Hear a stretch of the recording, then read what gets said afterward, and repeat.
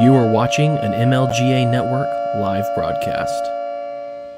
The only people for me are the mad ones. The world is filled with the boring and the barely conscious. Have you ever been on Misery Loves Company? But we don't have to live this way. Jessica and I are here to... Well, that was a bad upload. Okay. Did you use the wrong one? I think so. Well, I no was one... thinking that. I like that. He worked so hard on it too. Well, I don't know if it's the wrong one, but it was definitely not playing right. Let me see if I can find the video file. Let's try again. All right, let's see. Lord Almighty. Talk about annoying. Hello, audience. Sorry about the technical difficulties. It's the first time this has ever happened. Get over it. Blame me. I destroy all things technical. Let me grab the right thing. It was a really good intro. I saw it. I was impressed. Yeah. Okay. Open. Well, while Okay, we're just we're gonna- sitting here, Suzanne, I love your ceilings. That was one of the things that I noticed first about this place was the woodwork and the stonework. And I always wanted a little mountain cabin, and that's kind of what I got. All right. It's gorgeous. My dream home is a log cabin, so you've got the look. Thank you. Love it. Mm-hmm. It's a little All right, let me messy try right again. now. I've been busy all week. Okay, take two. Let's see how this works.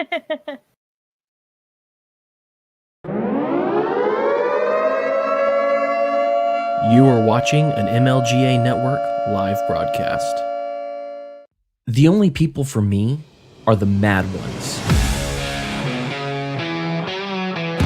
The world is filled with the boring and the barely conscious. And misery loves company. But we don't have to live this way. Jessica and I are here to talk to those the system rejects, to radicals and thought criminals. The ones who never yawn or say a commonplace thing, but push the boundaries of acceptable discourse. Those who stare reality in the face and dare it to be different. History isn't made by the timid, and fun is not had by the perpetually afraid. We are the mad ones. So let's get to it.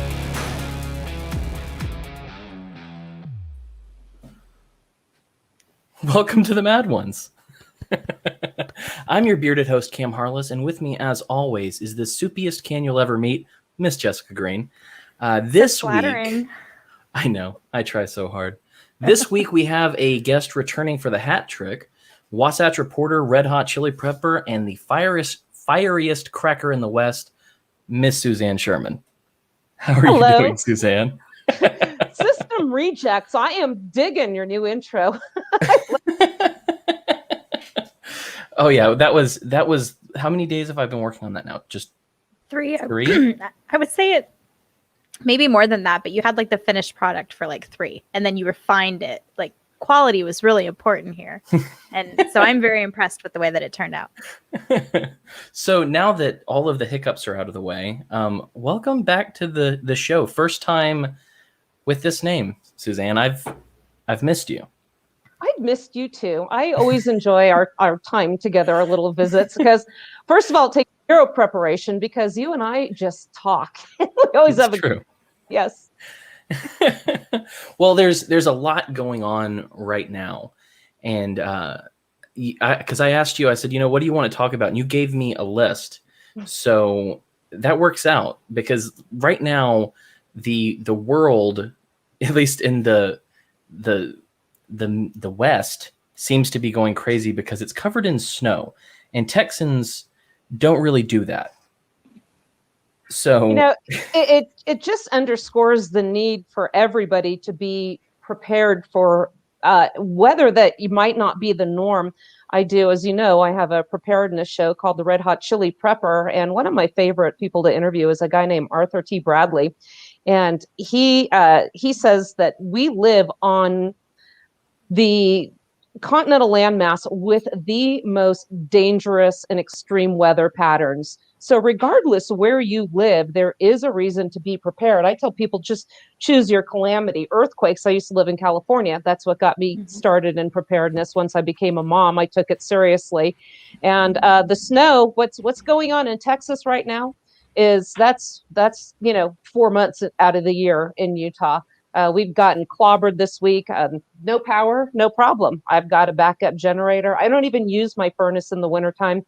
We get to 23 below. I've got a wood stove, propane stove here, and just, put in all new windows, doors, everything to prepare my place for extreme living if it all comes to that, where we don't have electricity. And this is something everybody should be ready for, regardless of where you live.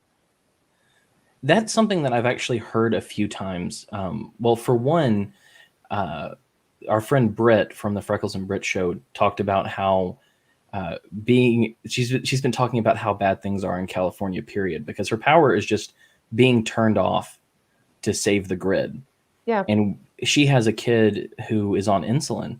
And so it's like you're putting a child's life in danger because you want to protect the grid. And so I feel like I've heard, I forget who the other person was, but for many people, I've heard them say, I lived in California, I moved, and then I started prepping. Well, I started actually before I left, but the issues that they're having out there with the grid is nothing new. I left there almost 8 years ago, and that was just situation normal out there, especially during the heat storms in the summertime. They'd go through the rolling blackouts, and you would never know when it was coming. You might get short notice, but I didn't have a generator at the time, and nobody was really ready when they'd have the power out. Everybody's running to the store to get their meals readily made. And I just decided, you're really at the mercy of whether or not the stores are going to be supplied, whether or not you can get to the stores. And I just decided that I want to be more self-reliant. And I really believe that being prepared and having food sovereignty, not having to go and rush out and get it at the last minute, makes you less reliant on the government and more resilient to the shenanigans that we're seeing when the government now, how many people are out of power because the wind turbines have frozen? How many people are out of power because green energy is showing itself to be as effective as wearing masks to prevent a virus from spreading? So, government incompetence is nothing new, and it should be a major reason why people prepare. One of the things I say at events is, if you're used to being dependent upon the government to save you, and be it an ice storm, be it a hurricane, or after an earthquake, the greater and the more long-term the calamity, the greater your disappointment is going to be, because they simply cannot handle that many people. I also had seen years ago the ice storms in Maryland, and that was something that got me intrigued as well. People lining up for generators, people lining up for bottled water. When you go out in a situation like that, you're putting your safety at risk. There could be down power lines that you could drive over. There are some opportunists that will be out there to take advantage from people who are preoccupied. Their guard is down. They might see that you're going out of the house. Lights are out in the neighborhood. They might seize upon that opportunity. So, not only does it make you more resilient with regards to any kind of shortages or supplies, but it also keeps you safer in the event that people seize upon the opportunity to better their own position at your expense. Yep, that's absolutely right.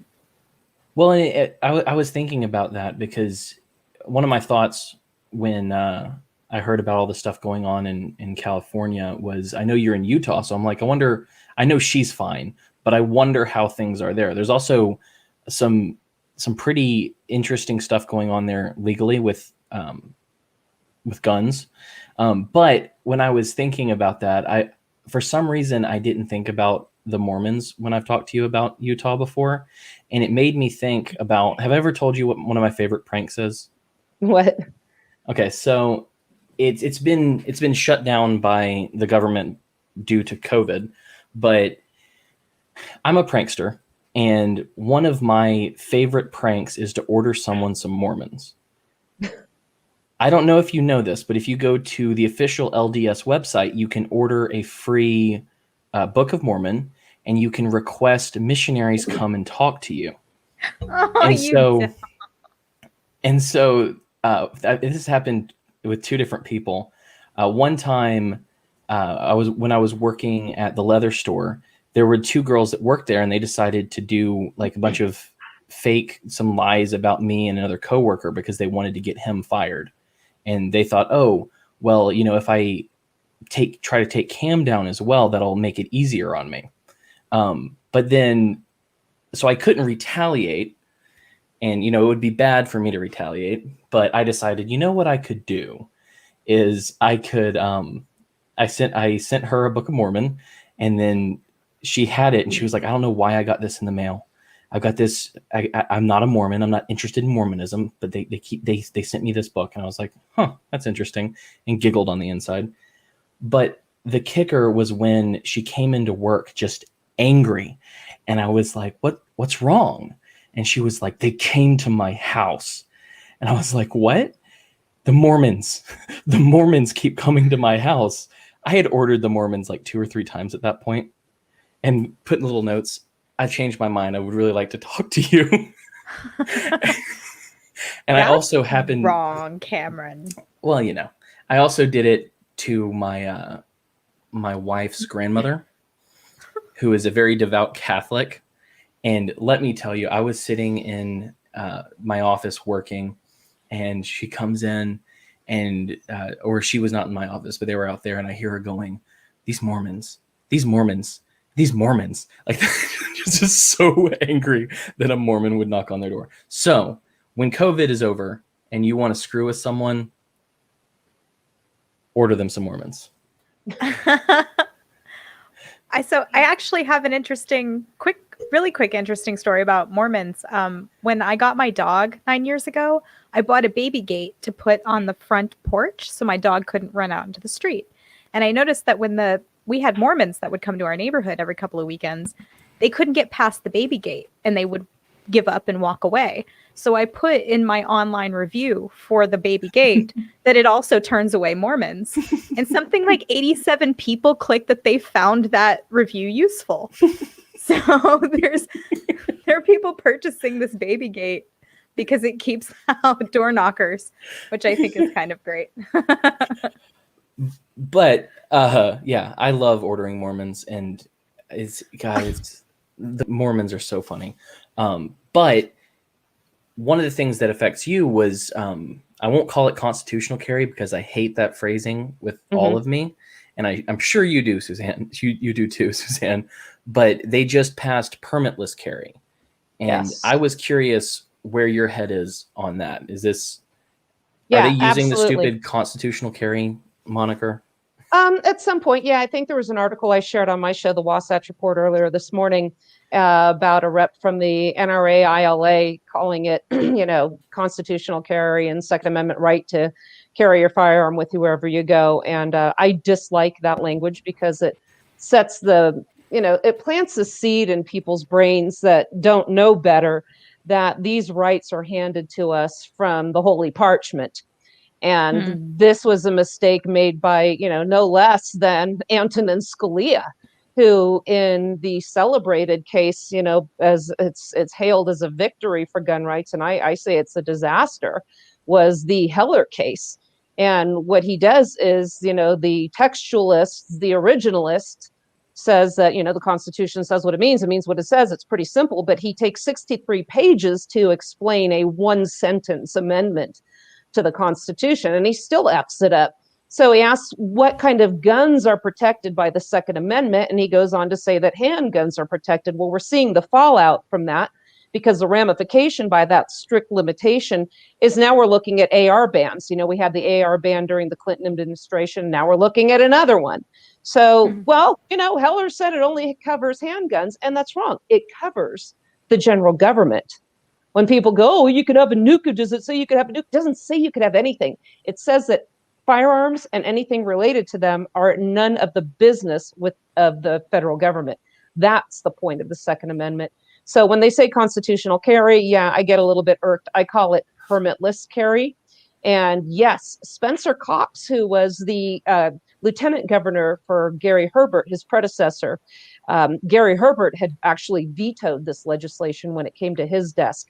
And I expected no less from Spencer Cox. I did not think this was going to happen. So this is one small victory in a dystopian nightmare that we've been experiencing, for Lord knows how long.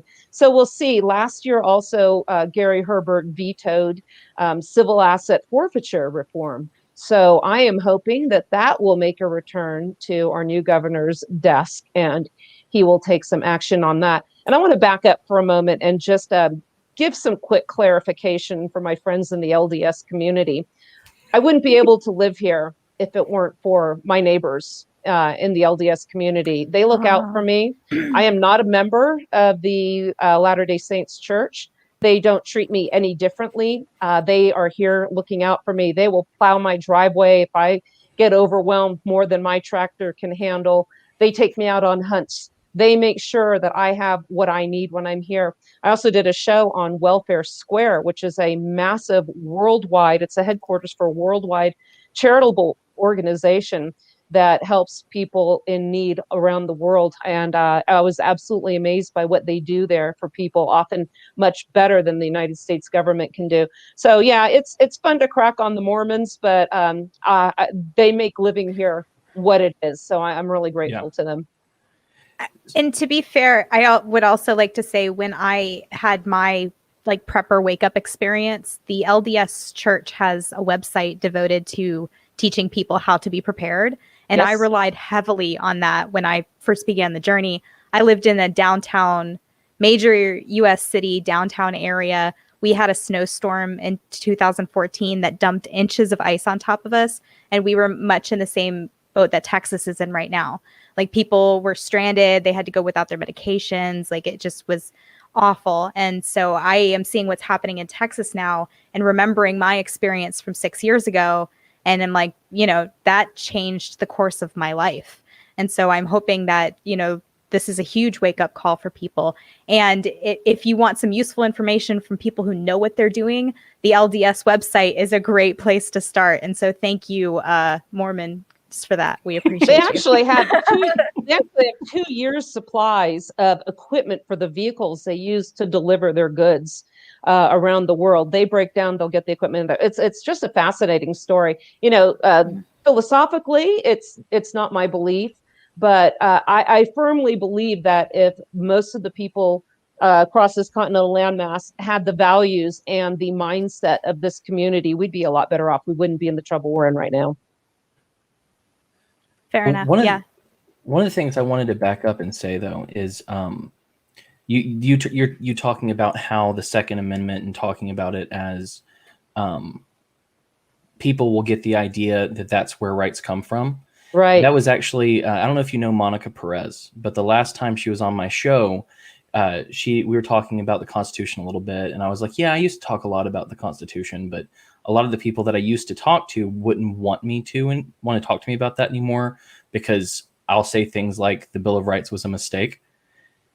And she was like, wait, what? And I'm like, no, it's for the reason you said. It tells people, a lot of stupid people, that their rights come from the Constitution and come from the government. Right. Okay. And that's not something whether or not it was a good idea or practical, at this point in time, there are people who truly believe their rights come from the state.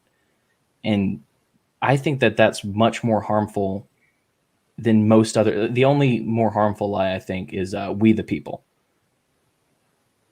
Right. That phrase by Governor Morris that he inserted in there, I think, was just, and that was after the Constitution. That had nothing to do with the ratification process. It was just kind of a statement of intent, but it is used as one of the, elastic clauses, I would believe, to bring it beyond the scope of what it was ever intended. Again, going back to the firearms, I ask people who talk about their Second Amendment rights, what rights to have firearms did people have before, the Holy Parchment was signed? I'm very derogatory towards the Constitution. When I practiced law, and I wrote an article for the Abbeville Institute at the behest of Don Livingston about the problem with lawyers and the Constitution. In fact, that's actually the title of it. And in law school, we are taught nothing about natural rights. We are in my undergrad at UCLA, political science, public law. Never once was the preamble to the Bill of Rights ever brought up. never once in law school, never once in bar review. Wow. And if people understand that, they'll understand that the Bill of Rights was never intended to apply to the states. It was simply a restriction upon the general government.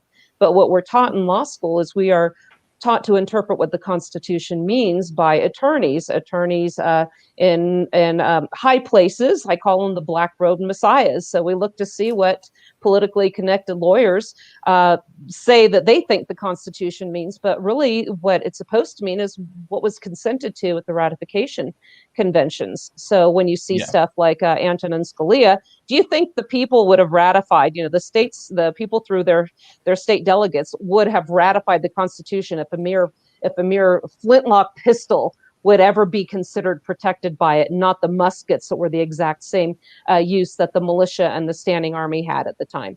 So, this never would have happened. And we are taught to ignore the 10th Amendment in law school. And we're taught to embrace the 14th Amendment, which, as we know, incorporates the Bill of Rights against the states. People think that they're protecting rights, but when you roll the dice with the highest court in the land, you're looking for 9, often 5 out of the 9, to tell what the law should be for everybody. And I actually had a talk show radio host out here in the Salt Lake area say, well, we need the Supreme Court to tell us what the laws are. No, absolutely we don't, because he said otherwise we'll have fighting in the streets. I said we have fighting on the streets precisely because of that. We have zero representation left. I don't care what side you're on, left, right, whatever. Nobody feels like they're being adequately represented right now, which is why everybody loses their freaking minds every 4 years. And go ahead.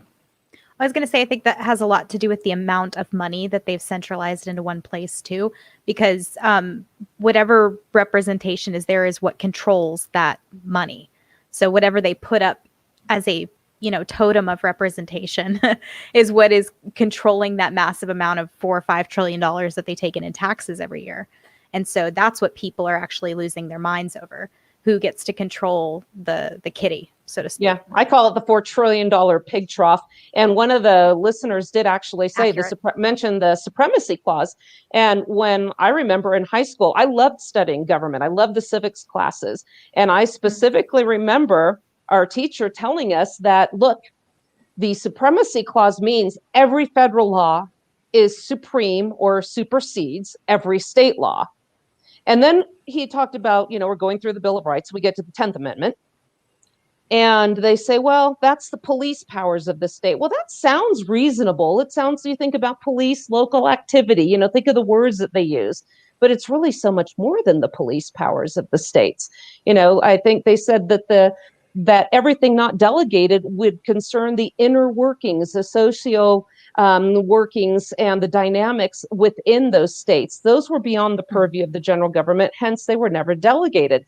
Yet we see, thanks to the magic amendment, the 14th Amendment, that now somehow it's miraculously applying the Bill of Rights to the states. And I'm sitting there in class going, but what about the 10th Amendment? And nobody asked that question. I'm sitting there thinking, I must be really stupid because this doesn't make sense to me. I'm reading the verbiage of the 14th Amendment. It doesn't say anything of the sort. So where is this coming from? Fast forward to going to law school, and in the bar review courses, in the middle of the bar review or the bar exam is a 3-day test in California, at least. And on one of the days, they have they call it the multi-state exam, where it's all multiple choice. And for purposes of expediency, they tell you, look, if you see in the fact pattern, if you see your options, and there are 4 of them, and 2 of the choices are either the 14th Amendment or the 10th Amendment, you don't even need to read it. Just answer the 14th Amendment because it's always the right answer. Want to pass the bar exam, that's the right answer. If you want to understand the Constitution as ratified and not as decreed by politically connected lawyers in their black government issued robes, that's the problem you're going to have. We are taught that what they say is gospel when it comes to the Constitution and is historically incorrect. Well, you were talking about federal gun control and them looking at, trying to control these things over here behind me. Have you read the bill that people are talking about? Because I haven't taken the time to read it yet, But some of the stuff I'm hearing, it sounds like it would start the fireworks and a third Revolutionary War. I'm reading this. I have a window open. I'll get to that. And I just said, do it. Do it. Because this is what it's going to take. And here, let me share some of this with you. And okay, this is where they say, oh, how racist is that? But tell me how American this sounds. The it's called the Sabika Chic Firearm Licensing and Registration Act. And this is HR 127. I believe Sheila Jackson Lee, that genius, was the one that put forth this. She was a freed slave, I think she said. So the short title, I already mentioned that. So this is the licensing, and check this out, licensing of firearm and ammunition possession, registration of firearms. The Attorney General, through BFTE, shall establish a system for licensing the possession of firearms or ammunition in the United States, and for the registration of each firearm present in the United States. So let's pick that apart a little bit. Each firearm present, that means anything you own, you're going to have a license and registration for it. So now you're going to have to apply. This includes ammunition. Are you going to be able to purchase ammo? What if you don't want to? What if you just want to buy ammo for a gun you already have? Well, no, we can't sell you this because we don't see that you have a license for this gun. This you can't do this. So let's continue. Licensing and registration. Under the firearm registration system, the owner of the firearm shall transmit to the Bureau, mean hand over, the make, model, and serial number of the firearm, the identity of the owner of the firearm, the date when it was acquired by the owner, and where the firearm is or will be stored, and notice specifying the identity of any person to whom and any period of time during which the firearm will be loaned to the person. Yeah, I heard about that. I heard about they're actually going to try to control if you can lend it out and make you tell them how long someone else is going to have it. Sounds like a lot of infringement to me. They're not giving. Well, it's common sense fire. And this is again going back to constitutional carry. We're calling these things rights, comes back to bite you. The politicians, when you love it when you use the term constitutional rights, because what do they say then? Well, rights are subject to reasonable regulation. Well, gun violence is a crisis in America. We need to have some common sense gun regulations and solve this. So clearly we want to know who's going to be loan a gun. I mean, because I could loan somebody a gun and they can go and kill 50 people. You just never know, right? So there's no limit to this. This is so open-ended. What if when we're hunting and we have to go over a fence or climb over a tree or go through all sorts of crap to drag an elk down a snowy hill like we just did, I had a rifle with me because the two guys were dragging it down and I had to bring a rifle in case there was one that was still alive. We had to finish it. You get stuck, hung up on these things. Here, grab my rifle, let me go through there. Does that count as a loan? Mm-hmm. Or, hey, my rifle's sighted in for 600 yards. Let me grab this other one. This deer's only 200 feet away. Boom, shoot the deer.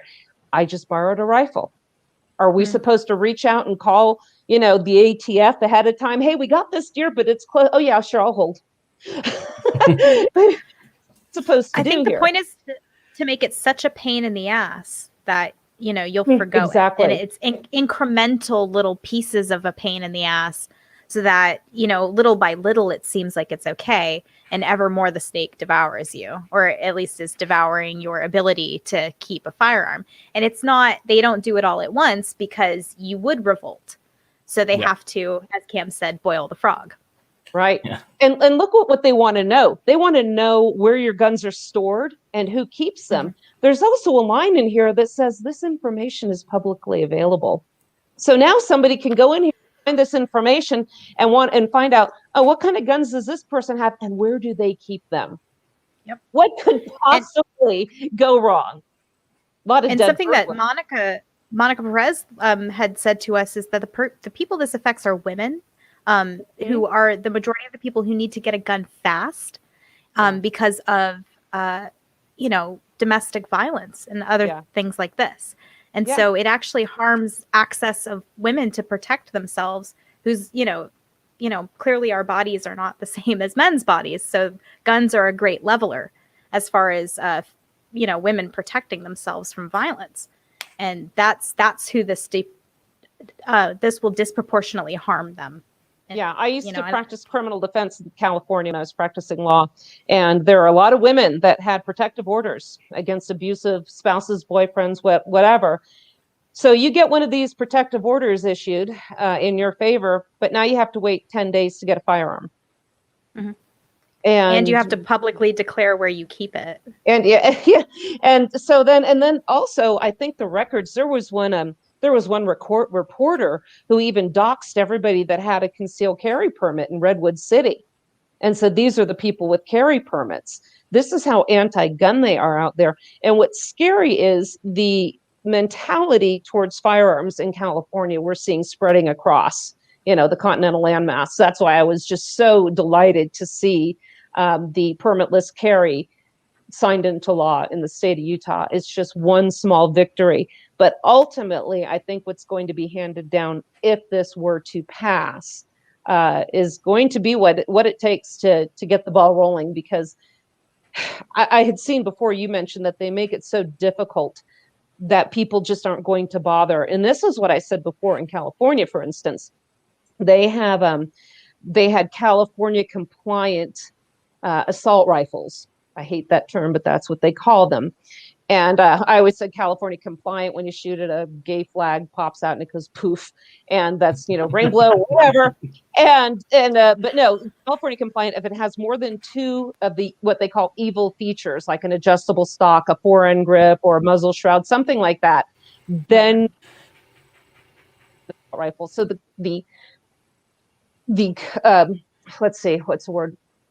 The cooperative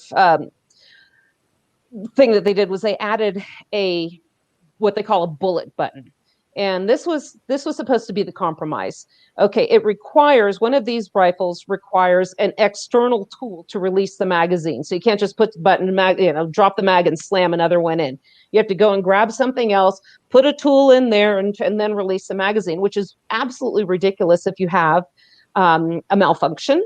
It puts yourself and anybody else you might be shooting with at more danger. So, but that was the compromise, a bullet button. Fast forward a few years, and the bullet button is now the evil feature. Oh, these bullet buttons, they make it easy to change a magazine. No, they make it difficult to change one. So anytime you see this kind of, cooperation, compromise, they will take that and use it against you. So I had a carbine, and I was taking class, and, I asked my instructor, Louis Auerbach, well, what about the bullet button? Can I take it out? And he goes, I'm not going to tell you what to do, but if you're going to train with the gun you're going to shoot. So going back. That's good advice. Yeah, going back and forth from the class, I didn't change out that bullet button. If I'd been pulled over or in an accident, or if it came known that I had that gun with me, state prison for me. Do not stop. Do not stop. I'm done. And we're talking a minimum of 8 years in state prison for just wanting to have a firearm. I was divorced at the time, living by myself with my 2 boys, and for having a firearm that I could use in the event of multiple assailants. So, a little pea shooter, a little shotgun or something like that. Love shotguns, are great home defense weapons. But if you've got 3 in the tube or 1, and then 1 in the chamber, that's not going to help you a lot with multiple assailants. So these are great firearms, but they really make, and now look at the tax. They're proposing a $200 tax on every rifle, called the assault rifle. Every magazine, anything over 10 rounds, $200 tax. It's not uncommon for people to have 10 or more high capacity mags per rifle. So what do they do in California? They make these so draconian and so severe. People say, fuck it, it's not worth it. I can't go to prison for the rest. Thank you. I can't go to prison for the rest of my life. So, okay, honey, fine. I get it. I'll turn it in. We don't need the guns, so you can surrender it to the police, sell it out of state, do something like that. And the long and short of it, it's really none of their business. Punish the people who actually cause harm with these. And to see how crazy this can get is, there was a case in Canada where they had the firearm storage laws where the firearms are supposed to be kind of like in DC, what brought about Heller, where they're supposed to be rendered inoperable or inaccessible. And there was a home invasion, and this person successfully defended themselves and went to jail because the prosecutor said, well, for them to have not gotten killed, they had to have that gun illegally stored. And this is what we're looking at. Yeah. Say it. Fuck! Fuck! I was talking to some guy on Twitter yesterday, I think, and I was talking to a smart person, and then this dumb person kind of came in on and was Twitter? saying some. Yeah, Shut up. I don't engage unless I'm feeling in the mood to troll someone. But this guy was like, well, what do you register is a good idea. What are you going to do right? if they come to your door? And I was like, well, I'm going to have to start by telling them that I lost my guns in a tragic go fuck yourself accident.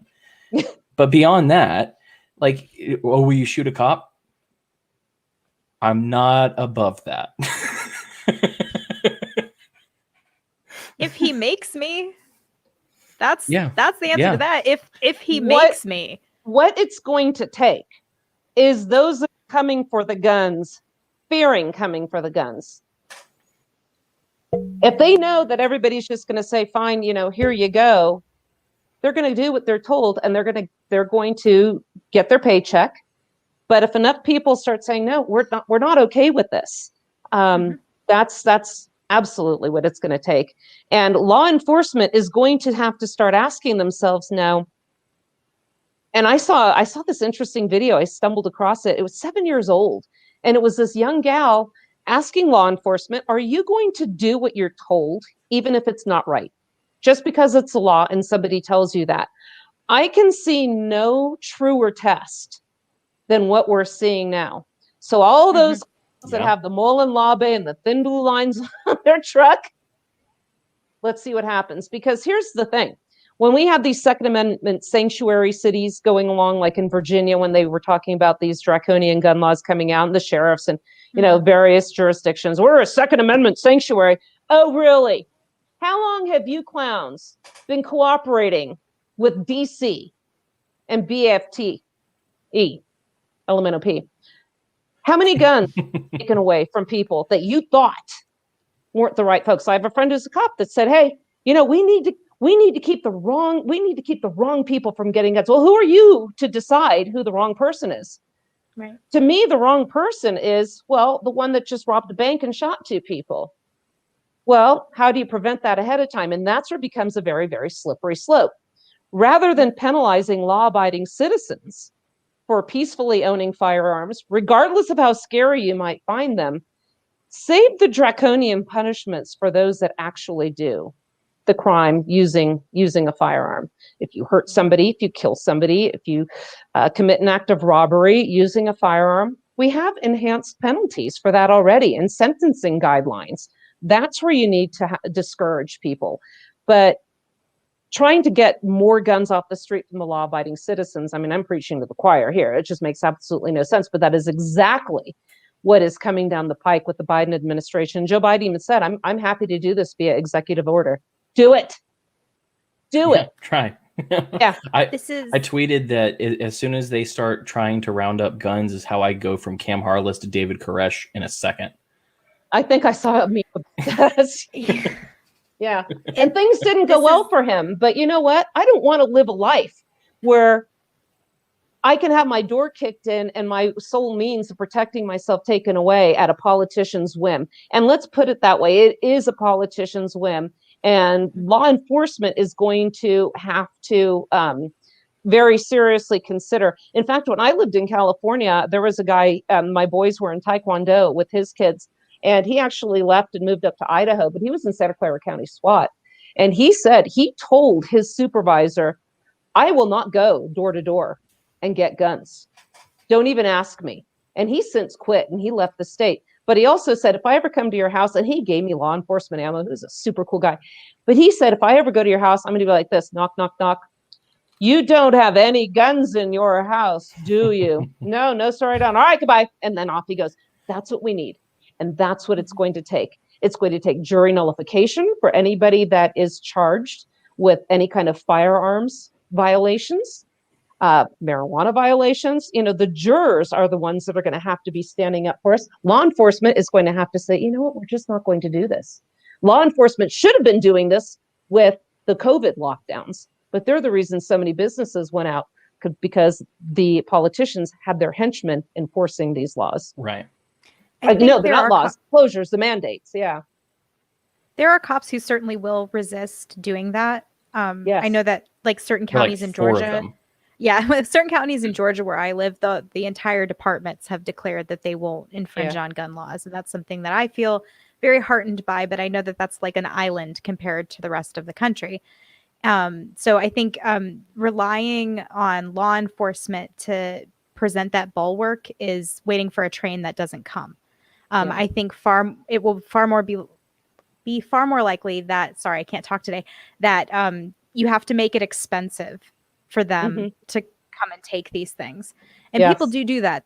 There are shows of resistance that have been effective. And they're, small and few and far between, but you start small and you grow tall. And the acorn has been planted, and the oak the oak of decentralization and individual rights is rising, in my opinion. I'm very heartened by some of the levels of resistance that I do see, given the insurmountable odds. And even things like David Koresh, that we all know that name. We all know what happened insofar as we can. And that story is out. And the authorities do not look like the heroes. Like they get roasted every year on Twitter when the anniversary comes around. And that does my heart. That's where I feel the hope from. Yeah, I did a show with Jim Bovard. He wrote a great article in USA Today about David Koresh and the whole incident and how the FBI lied and all the cover-ups and law enforcement and the government side. And very, very disheartening to know that can actually happen here. And, I also hope that the law enforcement, that now that Joe Biden is handing down these mandates, also were not the ones that would happily collect a bump stock that President Trump said, you can't have those. Well, he's Trump and we don't really need a bump stock. No, screw you guys. Right. Well, I was going to ask you, are you, and this is going to sound like it's off topic, but it's not. So you'll just have to follow me here. Who is your favorite person, celebrity or not, that has blocked you on Twitter or Facebook or something like that? I can't even think of one. I really can't. I really can't. It'll come to me afterwards, but gosh darn it. Yeah, I can't think of one. How about you, Jessica? I have such an exciting answer for this. So my answer is Nick Fuentes. And the reason is, first of all, Nick Fuentes blocked me before I even knew who he was. So, let's just get that out of the way. And secondly, you're really not allowed to talk to him. And it makes me want to talk to him so badly. Like, I want to have him on the show every day just because you're not allowed to. Like, it just makes me want to hear everything he has to say. So good job with the Streisand effect, you guys. You're doing the Lord's work. Troll him for you. Yeah, we can have all kinds of fun with that guy. I just don't like being told what to do. I don't know who he is. Honestly, I have no idea who he is. He's some internet personality. It doesn't matter. It's just he says things that he's a thought criminal or what have you. So they point at him and say, "Oh, you had this guy on your show one time. Aren't you the villain?" And I wish Twitter had a link for this person blocked you. That would be kind of fun. But I would check if they did. I don't know. I don't. Mm-hmm. I think they have. Oh, I know like one. That. I got one. And go. Okay, I got actually two of them. Now I can remember. I knew it would take me a minute. Cory Buckman, or Joe Buckman was his name. He was the head of the Liberty Party out here in Utah. And this guy's just a status douchebag. And so Cam, I think you showed up on that one as well. Cam and Kim, I think Phil Padilla. This was almost like the one with Chris Hannah. It was just everybody. So we were asking about national reciprocity, and did he understand federalism? And he said, I am all for ramming this down the states, against the states to protect people's rights. Well, federalism is what protects people's rights. And we had a long discussion, and he blocked us all. And he also, this is what a shitheel that guy was, he deleted the entire debate because we were historically accurate. He was wrong across the board, and he didn't let anybody discern it for themselves. We showed him up, and then and he blocked everyone. So yeah, that guy. He's no longer the head of the party, but yeah, a little bitch. Exactly. Well, the reason I asked is I don't know how to say her last name. I don't know if it's Loesch or Lash, but Dana. Oh, Dana. Yeah, I'm blocked by her on Twitter. She's the spokesperson. My hero. Good for you. She's the spokesperson for the NRA, which I despise. Yes. When you talked about compromise earlier. Yes. My mind rifles away. No rifles in America. NRA. Right. Yeah. My mind went straight to the NRA because they helped draft the Brady Bill. Yes. Like, these are people who claim to be gun rights activists and just compromise and give things away and don't protect gun rights. And so it pisses me off. And I'm on Twitter one day, and she said, I couldn't tell you what she said, but literally all I said was, the NRA is milquetoast on gun rights. And she blocked me. Little sensitive. Wow. You hit a nerve. I think that was really, I think, nice of you, quite honestly. Now I bash the NRA all the time because I used to be a member. I was a certified instructor, certified by the NRA. And I would get calls for them wanting money for national reciprocity. And I said, well, let me ask you this now. So national reciprocity is so great. Who's going to determine the standards? Because this is the crock of shit we hear in law school. Well, due to inconsistency of state opinions, this case is right for Supreme Court of the United States review. Inconsistency in state opinions is the heart and soul of federalism. That's the way it's supposed to be. But when we asked this, when I said, okay, what's going to happen now? Because every state has their own standards for this. California is nearly impossible. Sheriff Comrade Lori Smith wouldn't even issue them in Santa Clara County. And I was unfortunately under her jurisdiction. And Utah, guess what? Now we don't even need one. You can still get one. It's a shall issue state. If you're not a felon, if you're qualified to own a firearm and you apply for a permit, they must issue one. California's up to the jurisdiction of the cop in charge. So who's going to determine the trend? Well, I debated one radio host in Arizona about this, a couple of them actually, because they couldn't stand my take on this. Well, the Supreme Court will figure it out. Wasn't that just great? We're going to have 9 lawyers. I doubt a single of these clowns owns a gun, and they're going to say what the rights are going to be for acquiring a concealed carry permit. Well, it's not that they're going to come up with the means to, well, yeah, that's exactly what it's going to be, because California is not going to want someone from a shall issue state marching in their state. They have reciprocity with 0 states, and that's the way they want it. Utah's about 30 or 31 last I checked. So they're not going to want that. So eventually what's going to happen is it's going to work its way up to the judicial temple monkeys in DC, and they're going to say, I think California's laws are the safest. So now everybody's going to be subject to those. I specifically left California because of the firearm laws. It's like, you guys can have my house, but you ain't getting these guns. So I left, came to Utah. You have a place to go. You have a place that can conform with your values more or less. No place is perfect. Utah is shit when it comes to marijuana laws, although they just divvy out a little bit of freedom if you're really suffering. Like if you're almost dead with cancer, they'll let you get a bud or 2, nice. There are 7 of them available, 7 dispensaries in Utah for medical marijuana. If you don't have one within 100 miles, yay, you get to learn how to grow it and to cultivate it and do all that. And, there's so many different variations of it. And now your family, your caregivers are having enough trouble trying to keep you comfortable and alive. Now they've got to learn how to grow marijuana or drive over 100 miles each way to do it.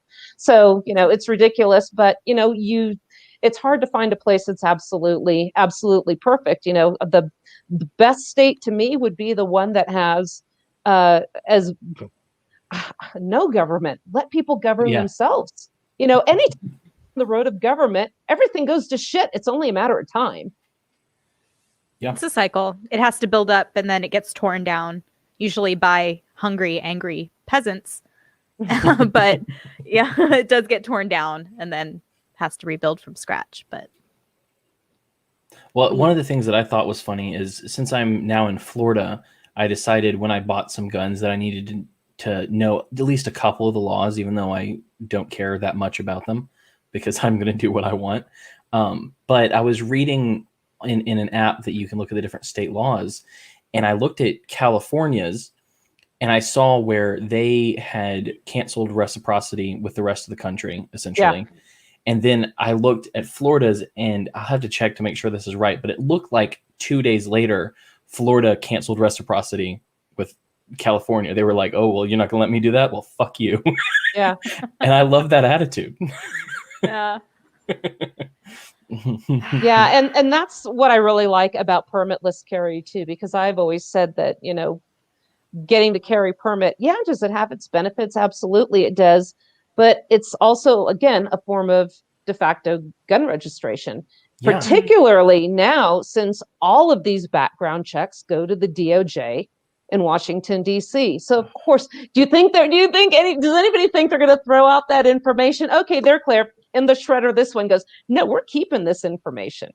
So this is what I find scary. I mean, I was at a gun shop when I lived in California, and they had some goon from, the ATF out there just going through all the books. And it wouldn't surprise me at all if he was keeping those names, because the DROS, the dealer's record of sale, is only supposed to be kept for 7 years. But when these guys go in there and go through the records, don't you think they're making a note of who's purchased the firearms? I think they are. Yep.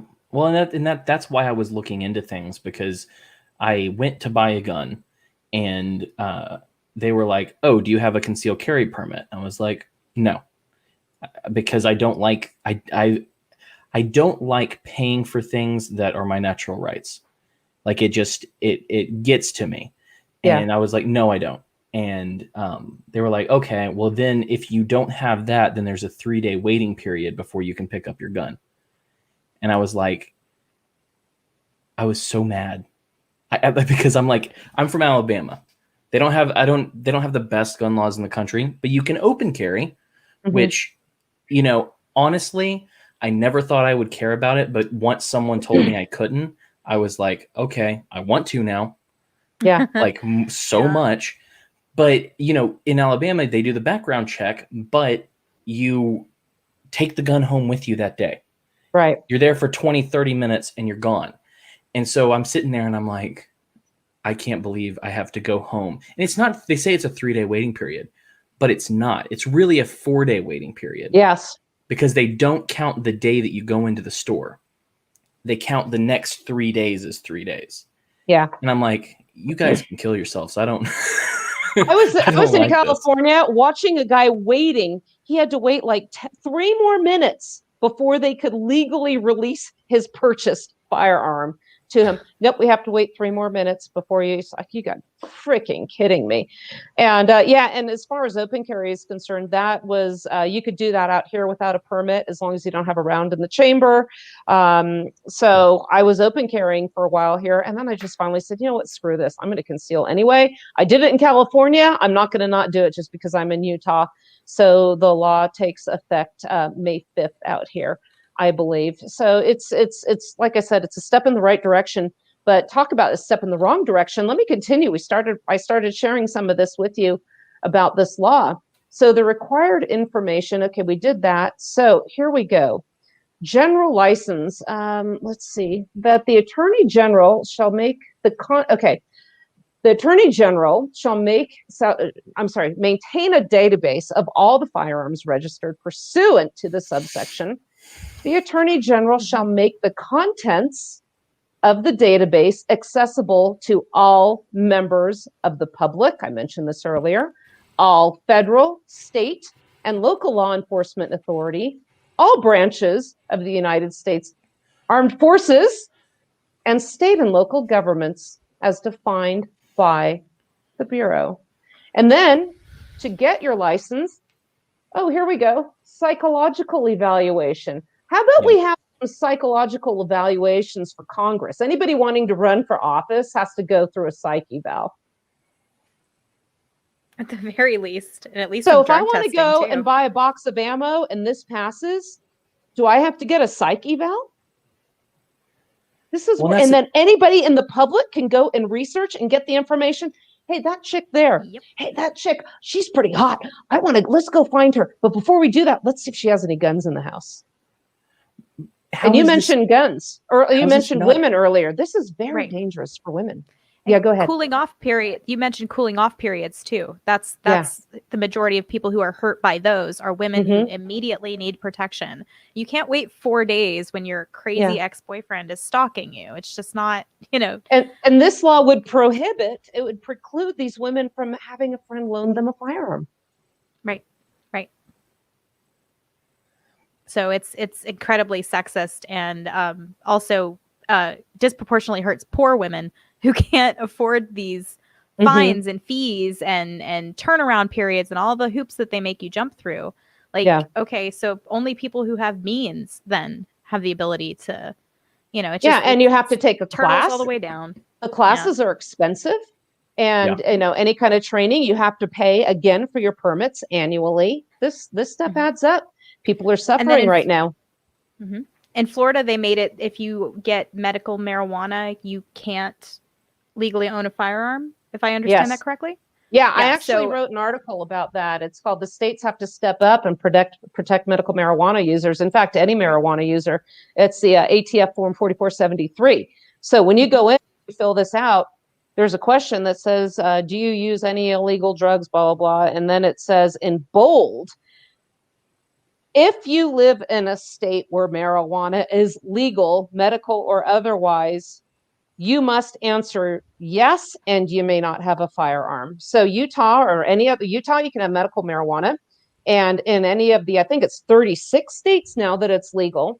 People in 36 states, Washington, D.C., who use marijuana, medical or recreational, are no longer allowed to own a firearm or ammo, nor can you transfer it. So let's say when I was in California last time, my mom was suffering from severe Parkinson's, advanced Parkinson's. I was trying to get some, edibles or something for her.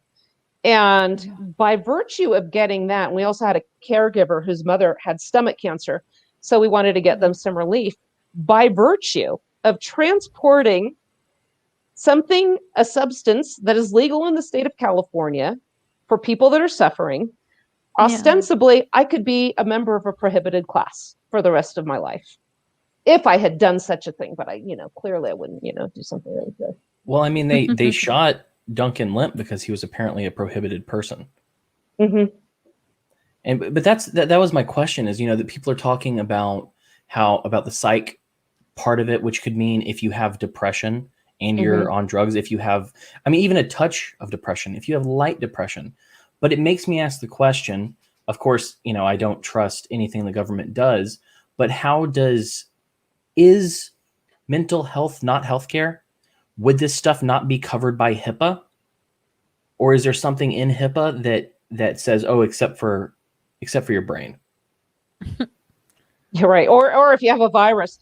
Well, what's really interesting too, when you talk about this, because I've done a couple shows on, I don't know if you've ever been sent the American Community Survey. It comes out from the United States Census Bureau. And essentially what they're asking you, look it up. You can do a query, American Community Survey, and it will pop right up. It's a PDF form, and you can read all these questions they're asking. They ask you everything. They don't mention guns, and they don't have to, because some of the questions they have in here will trigger, pardon the, for lack of a better word, will trigger a query on firearms. They ask how you're sleeping. If you have difficulty sleeping, do you have problems dressing yourself? Are you ill? Do you have stairs? Can you get up and down? They're asking all these questions about your health, your emotional well-being. They want to know if you have had anybody at your house for more than 2 nights. So if somebody comes up for a long weekend, they want to know that. They want to know who that is. They want to know if you sell any vegetables. They want to know how many toilets you have, how many sinks you have, how many bedrooms you have. Oh, by the way, how do you heat your home? Do you have a wood stove? I see what you're doing here. So they want California, you can't burn wood if you have a furnace. Now, Summit County, the county seat here is practically California, Park City. And what Park City now, I just saw an ad in Farcebook is saying, oh, wood stove burner, let us give you some incentives. Let us help you change over to a better, cleaner method for cleaner air quality. Well, if you're stupid enough to answer this American Community Survey, they're going to know.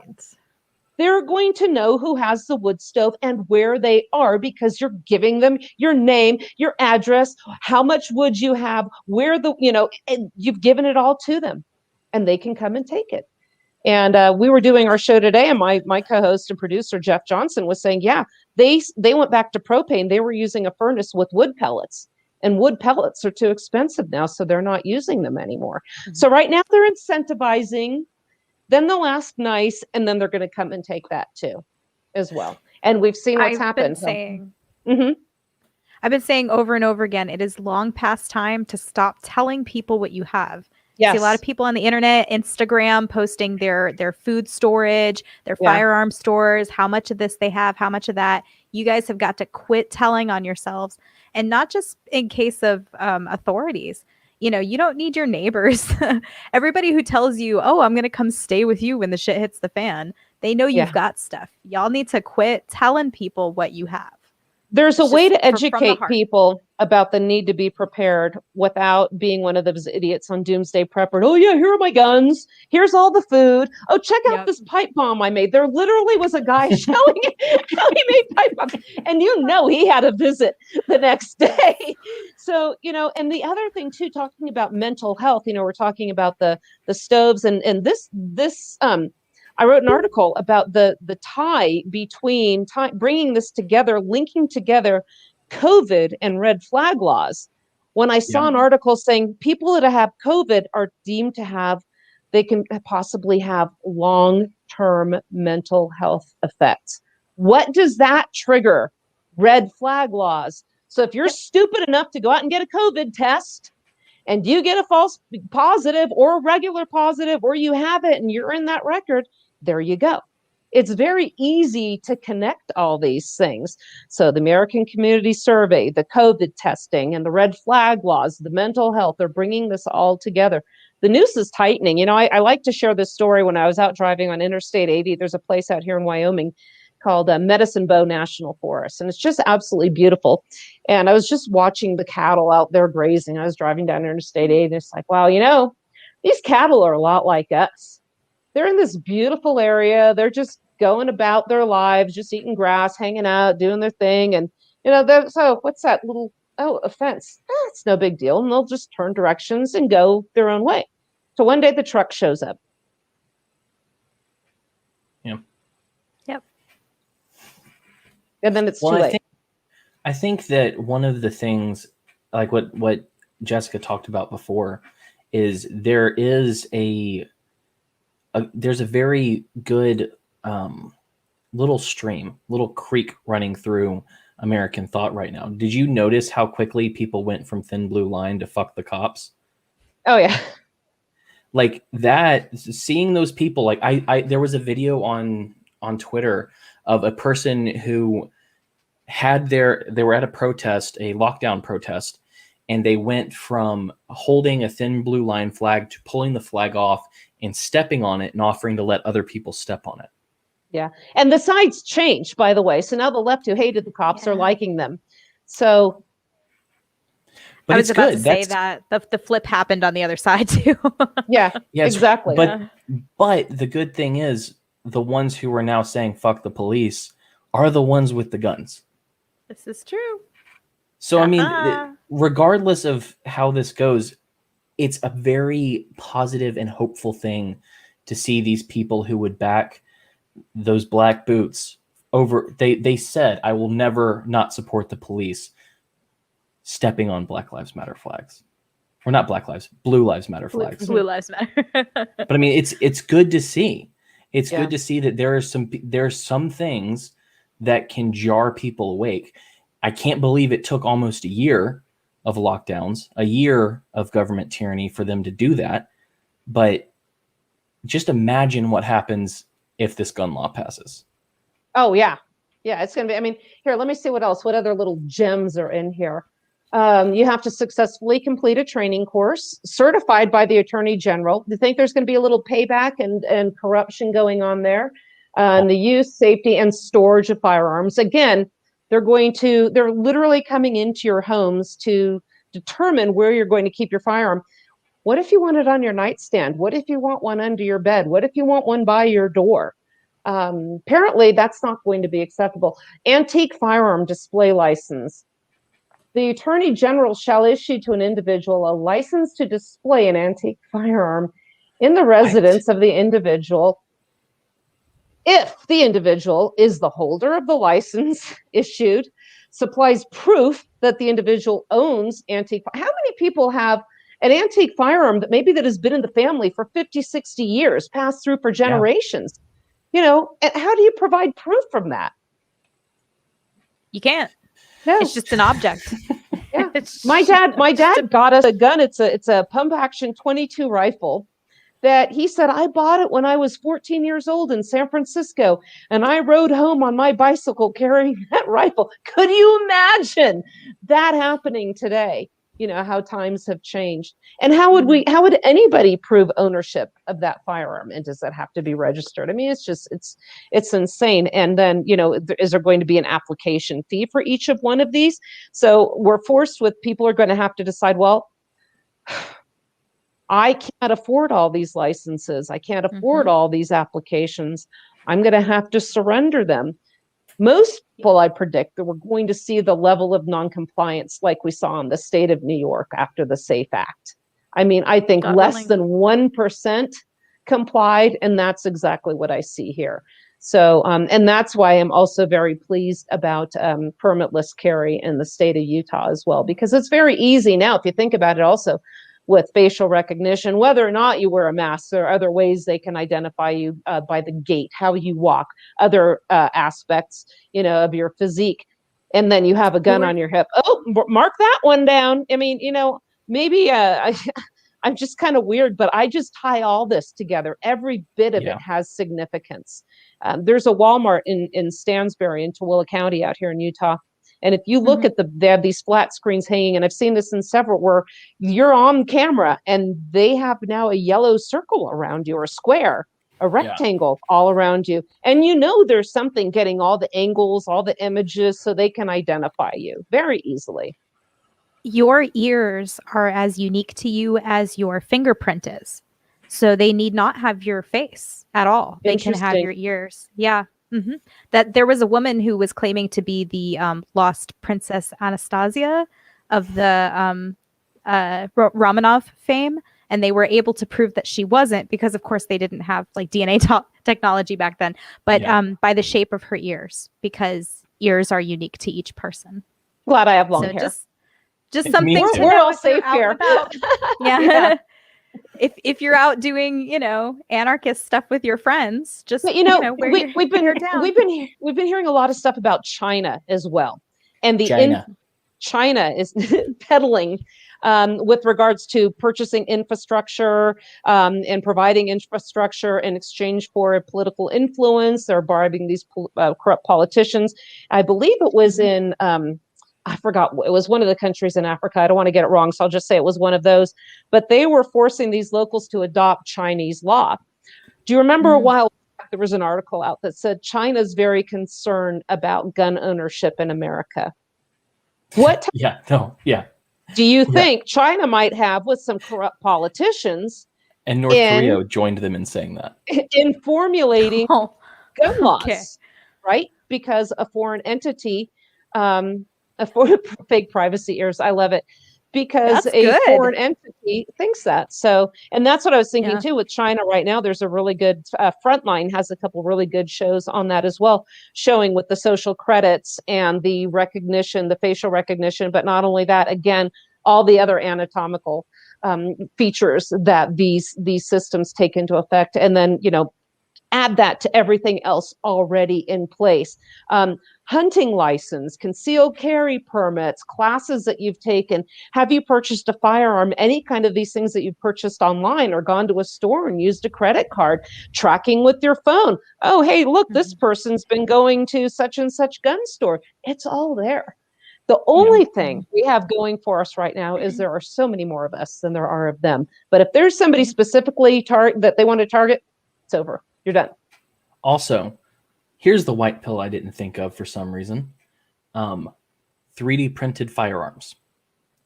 Right now, that is the forefront of the, if you want to call it the battle for the Second Amendment, that is what's doing it. That's those Control Pew, Defense Distributed. These people are the ones who are on the front line making the Second Amendment arguments, every single one of them, pro and con, obsolete. Because there are people, and they're even printing ammo now. These people have learned how to 3D print ammo. That is crazy. I didn't know that. I've heard about I've heard about loading it yourself. I've got a lot of friends that do that. Right, but that's the thing. One of the things I've said, and I've heard other people say as well, so it's not wholly original to me. But one guy, when I worked at a technology company, he was an anarchist. And he said, government was a form of technology, and it's a technology that is now becoming obsolete because of what we call technology. And that, I think, that there are a lot of different white pills. There are a lot of different ways people are waking up. People are hearing the story about David Koresh, Ruby Ridge. Like, there are a lot of different, or Philando Castile, Duncan Lemp, Daniel Shaver. Like, all of these people, all these stories are being heard by people, and that's waking them up. There's 3D printed firearms. There are milling machines where you can print your own 80% lower. Like, I mean, there was one in California. Yeah, I may know about. But this is how we beat not. them. Is going, you know what?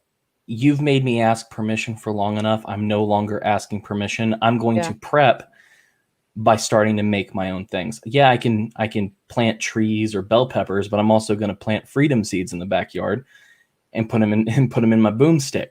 Like that is the white pill from this, because they can't beat us when we can make our own.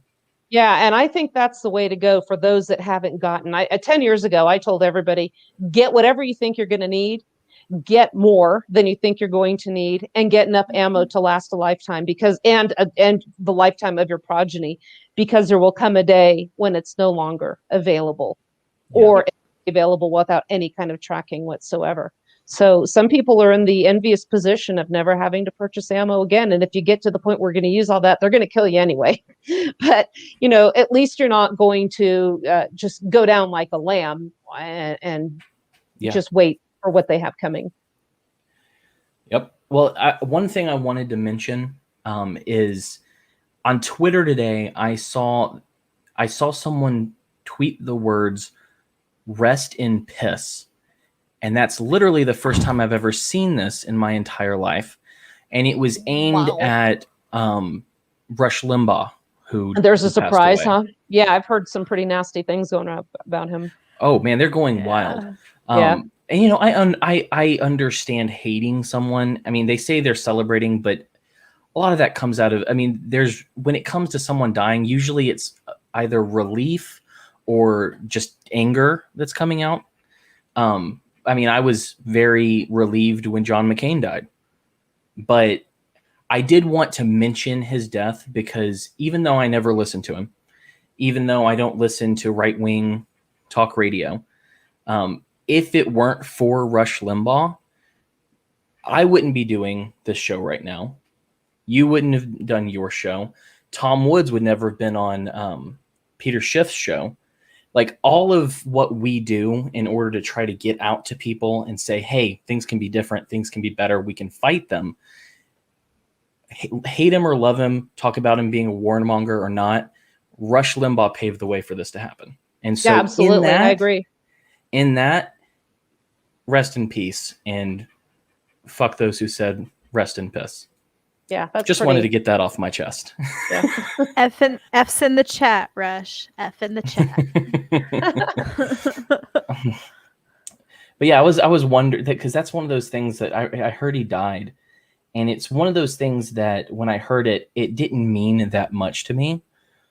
But then the backlash, or not the backlash, the joy and the, you know, like I do memes when people die. The exuberance of the tolerant left. Right. Grave dancing. It's like he didn't even kill anyone, though. He wasn't John McCain. Right. Like, he didn't vote for the Iraq war. Like, he didn't actually put you know, something he just behind talked about murdering it. people. He just talked about it. You know, I do mention him on my show, and I said, you know, if you want to sit here and talk about Republicans versus Democrats and feel like you've done your bit to save America or take America back, go listen to Rush, because my show isn't for you. We don't play that politics. But that being said, I certainly was sad to hear about his diagnosis and don't wish that on anybody. So yeah, I do hope he rests in peace. Yes. Yeah. Let me ask you something, because I have an announcement to make. I've already made it on Twitter, but I want to make it on the show as well. Suzanne, do you know what a hotep is? No. So I don't either. And so, okay, good. Now I don't feel so stupid. Well, that's the thing.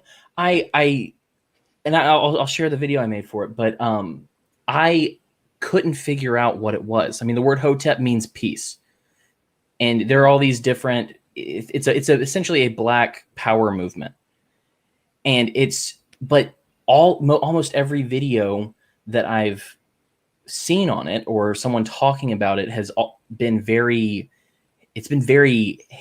it's all hate. But past that, it's always those people that you can't trust. So it's like one of the women that I heard talk about it said something like, well, you can't be a feminist without being an intersectionalist. Intersectional feminism. Yeah. Right. If your feminism is not intersectional, it's bullshit, is their motto. For all this crap, I tell you. Right. And she said it's just like that. If you're for Black Power, you can't be a hotep. And so I want to know the answer to this question. I've not gotten a good answer. And so I set up an episode of my show to ask a hotep what it is. And he's the coolest one out there. And every hotep on Twitter I've ever interacted with has been cool and has been funny and nice to people who aren't their enemies, which just describes me. Like, I'm not nice to my enemies. But I have a video to show. But yeah, I wanted to announce that real quick. So here's that. To yourself, what is a hotep? I know I have. When you go on YouTube to find out, you find a lot of people with chips on their shoulders answering that question for you. They're bigots, they're homophobes, they hate women. But the guys you've interacted with have been cool. Actually, they've been beyond cool. Clearly, they got something wrong. To cap off Black History Month, we decided to explore that question and others with the baddest hotep of them all, Hotep Jesus. Join us as we peel back the layers of propaganda and shoot the shit with one of the coolest motherfuckers on the planet. So, Suzanne, if you want to figure out what a hotep is, I'm tuning in. February 28th, 5 p.m., we will be live again. Outstanding. Yeah, I've been asking this question for a while because I forget what it was. I think it was around the George Floyd stuff that happened. I was talking to my friend Thaddeus Preston, who is a Black man, and he seems very plugged into that culture and understanding different things. So I asked him, you know, what is a hotep? And he really couldn't answer it. And so since that point, I've been like, I need to find out. And I think the best way to find out is going to and hearing it from the horse's mouth. So that's what we're going to do. I will be listening. So let me ask you, this is a question that I now ask at the end of every episode, because this show is about planting seeds of hope. It's about planting seeds of liberty, freedom, of what the normies would call madness. What do you know the concept of white pills? I've just been hearing you're talking about it here. Why don't you go ahead? Well, do you know the red pill and the blue pill from the Matrix? Yeah. So the white pill is an additional one, which is just the concept not of that we absolutely will win this, but that we can. It's the idea that there's hope. And even if it's the smallest modicum, 10%, 5% of hope, then that is what a white pill is. And we should be microdosing those, because that hope is what keeps us going. It's what pushes us towards betterment. So my question to you is, for our audience, who do you think, or what do you think is something that is worth hoping for right now in our country, or even personally? Because a lot of people, when I ask that, they think, oh, he means politically. What's the hope politically? But a lot of my white pills are my children. So independent of what you think I'm asking, what is something you think that gives you hope, or that you think people can also hope in? Well, it's really interesting because I have actually, since this, even before the whole COVID thing started, as I've become more disenchanted with, the political spectrum and anything good coming out of that, I've actually been living my life in what you described, the white pill fashion. So, so many people, I mean, when we Republicans lost the House, I'm saying that because that was that person's point of view. We lost the House. What are we going to do? I said, well, my life isn't changing a bit. I'm going to go out and enjoy my day. I left California. I was in a beautiful area, but for a remote mountain place in Utah, almost near Evanston, Wyoming, where happiness is all around me. I'm in a beautiful area. I can go out and enjoy nature. I have amazing friends. I've built a beautiful community out here. And when everything else goes to crap, we've got our gatherings. We get together and we bang drums on my lawn and have a fire all night long and have our gatherings and teach each other skills and spend time with my family. And if you let politics and politicians, most especially, take that away from you, then you've already lost. Yes. You're victorious. You're victorious, yes, in having productive, enlightening engagements with your friends and in your community and meeting people in your community. I go out without a face mask and I smile at those who stare and enjoy just talking to people. And so, as disheartening as the big picture can be, like when I mentioned that ridiculous HR 127, I'm not going to let it keep me up at night. Absolutely. If they're going to do it, they're going to do it, and then we'll respond accordingly. So I also try to find ways that will make me be more resilient, going back to where we started with the show, with whatever nonsense they're coming up with. Is it going to be hard to go get food? Or, maybe with social credits, maybe if I don't get a vaccine, businesses will. There's a mayor or a city manager out in a city called Kaysville, south of Salt Lake City, who is encouraging, he wants people to discriminate against anybody that doesn't get the COVID vaccine. Discriminate is the word he used. So, able to purchase food. I might not be able to purchase gasoline. If it's hard to purchase food, well, guess what? I've got, I can get my own here. I can forage. I'm making up a huge supply. I mean, right now I've got elk stock simmering. I just pressure canned a bunch of it. Have another batch going right now. We'll be doing that tomorrow. So I learned to hunt. That's why I grow a lot of my own food. I have chickens for their eggs. And, I'm going to be resilient. Falling in love. I know. I want to be you. Oh, come out. Not in a weird black swan way. I just want to be like you. I just decided I want to live my life. I when I first was given a deer by one of my neighbors, his brother had shot it and he just wanted, it for the antlers.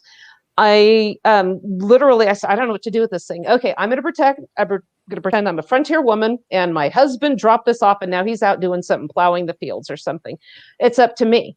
I can't get online. I can't call somebody. It's me. And so I just taught myself how to do this stuff. So every time I get an elk or a deer, I do it all on my own. I process it myself. I just finished that up. I have a big sawzall that I cut the bones and make stock with the, the big pieces of bones and all that. And I do it all myself, because if the supply chain goes, and we've seen what's happened in Texas, the stores are empty, lines a mile long if you can get anything. Who wants to have to be burdened with that? So I just decided to have a life where I can combine the best of everything. Yes, Kurt says community really does matter. It absolutely does. I was saying on my show this morning, the other night, I had a pet with a severe medical emergency. The animal's all of a sudden fine, and then in grave condition. I'm losing my mind. And I was able to pick up the phone and call a friend, knowing that it's late, they're in bed, but they answered on the second ring. Hey, Suzanne, what's up? And they helped me. And that's community. They might not be right there with you, but they can get there soon. And I have to say, I've got a great community, great set of skills with what I've learned here with preparedness. And I saw this coming a long time ago. When Hunger Games came out, I said, that's going to be a documentary someday. And lo and behold, last year, somebody actually wrote an article showing 5 points how Hunger Games has become a reality. And so look at the people that the government is targeting, the people with the skills, the survival skills, constitutionalists, they say veterans. Those are the people essentially that were targeted in the Hunger Games as well, the people that could go out and survive in the woods. And, this is what they said to look out for: potential domestic terrorists with, who was it? Janet Napolitano. When Obama first put her up there, she goes, okay, these are the people that can be potential domestic terrorists. We're going to have sporting goods stores, let people know, let the government know if somebody's buying too many supplies or ammo or something like that. If you see something, say something. That's not targeted towards the Antifa type crowd. That's targeted towards the people that just want to be left alone and leave other people alone. But that's not good enough either. V for vendetta. Yes. Yep. Well, one thing that made me think of V for Vendetta is how many leftists did you hear since that movie came out say people shouldn't be afraid of their governments should be afraid of their people? And then you see that weak ass insurrection at the Capitol, and they're like, "Oh, how dare you go after the government? They shouldn't have to be afraid.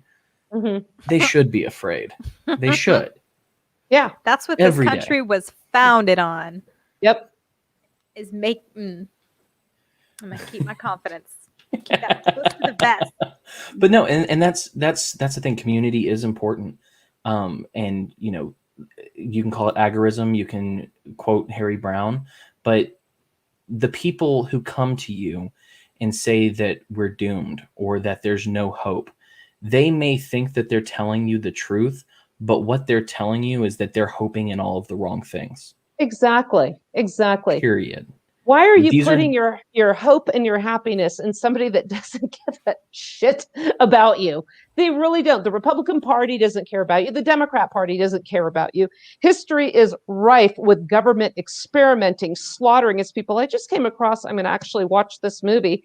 It was about how the government, I think in their early 20s back then, was experimenting on radiation against African Americans. Then we had the Tuskegee experiments, and now all of a sudden COVID, hey, black people, you first. And they're probably going, oh, hell no. They've had Run DMC make a pandering rap video and to it was say, so hey, bad. It's so bad. It's like, hey, black people, come get a vaccine from the government. And I was like, okay, but maybe Google Tuskegee experiment before you do. Right. Or this one. And I have to find, let me see if I can find the link for this movie here. I think it's in my other browser. If I can find it, I'm going to send you this movie. It's a full-length movie, and it was really scary what they did to this young man. And they just irradiated the back of his head, and it was just exposed for the rest of his life. He kept a hat on the whole time. When I find it, I will make sure you have that. But it was horrific, and I'd never heard about that until just recently. Let's see. Have you ever heard of Operation Sunshine? Let me see. I'm looking. I don't think it was that one. Well, no, Operation Sunshine was one of the ones that I was looking into for possibly doing a Red Pill of the Week on. Okay.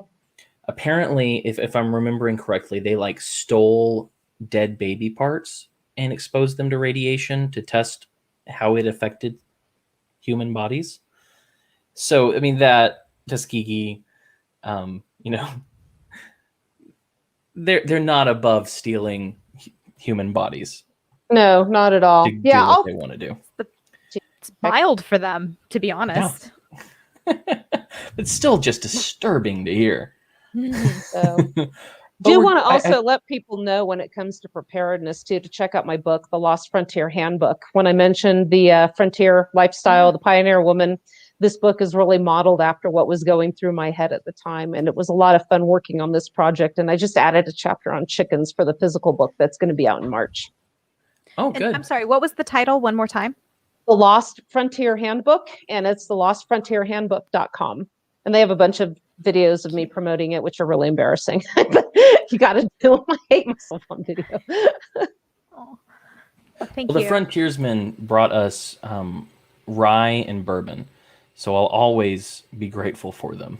Oh, and there's some information on that as well. So fun stuff. Hey, that's speaking my language. With that, we've gone past the time that you said you wanted to do this for, because it must have been such a great conversation. It always is. I love your.